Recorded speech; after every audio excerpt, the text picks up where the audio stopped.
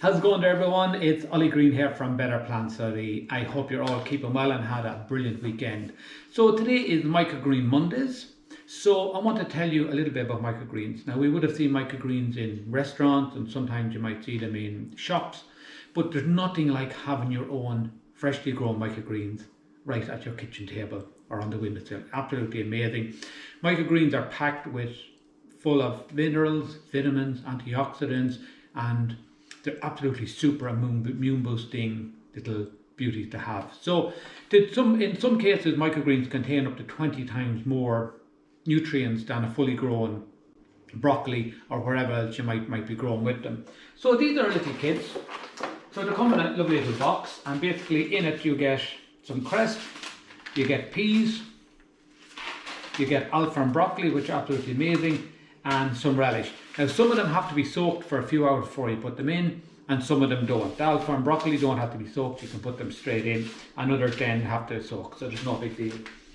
I'll have these ones prepared. So they come with these little trays, and in that we have a soilless growing mat. So it's a brilliant product because there's no messing around with soil or anything else. So what we do, the mats come fitted in the trays and everything for you. So, and you get this free water bottle. So what we do first is take our seeds out. If they need to be soaked, we'll soak them for the time that's on the package. And then when they're ready, what we do is we spray the mat, turn it over and spray it again. Okay, and then we add our seeds to it. And you want to sprinkle your seeds on nice and evenly over the mat. Okay, and not have them too clumpy. And you can add a few extra ones in, but on the seeds that you have to soak, they will expand. The peas do expand quite a bit, so just be wary of that you don't put in too many. So again, microgreens, like any other seed, like darkness and they like warmth. So we want to put this in. So what we're going to do, we're going to reuse this box. It's perfect. So we're going to pop it into the box there. Going to keep our seeds one side. And what we're going to do is close it down.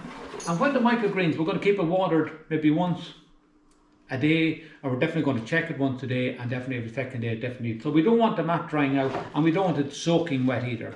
So we just want to keep everything nice. So when the microgreens start coming up just a little bit higher than the tray, then we can take them out and let the daylight get them. We just put them on the windowsill or on your kitchen table, and then within 7 to 10 days you should be eating them at that stage.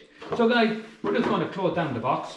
This is as good as ready now to go. And